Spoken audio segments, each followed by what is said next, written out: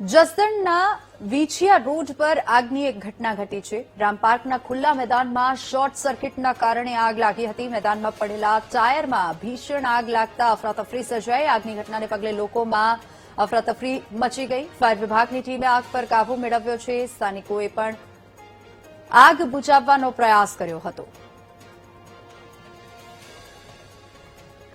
તો ફાયર વિભાગની ટીમે ભારે જહેમતે આગ પર કાબુ મેળવ્યો છે અને આગ એટલી વિકરાળ હતી, આગનું સ્વરૂપ એટલું વિકરાળ હતું કે દૂર દૂર સુધી ધુમાડાના ગોટે ગોટા જોવા મળ્યા. અને ગ્રીષ્મ ઋતુ, જેમાં આગ આવી ઋતુમાં વધારે ફેલાય છે અને શોર્ટ સર્કિટના કારણે આ આગ લાગી હોવાનું અનુમાન સેવાઈ રહ્યું છે, જેથી કરીને ત્યાં હાજર લોકોમાં અફરાતફરી અને ડરનો માહોલ જોવા મળી રહ્યો હતો. જોકે ફાયર વિભાગની ટીમે ભારે જહેમત બાદ આગ પર કાબુ મેળવી લીધો છે. જોકે કેટલું નુકસાન થયું છે તે હાલ ખબર નથી પડી, પરંતુ રામપાર્કના ખુલ્લા મેદાનમાં જે આગ લાગવાની આ ઘટના હતી તે શોર્ટ સર્કિટના કારણે આગ લાગી હતી. અને રાહતની વાત એ છે કે કોઈ જાનહાનિના સમાચાર પ્રાપ્ત નથી થયા.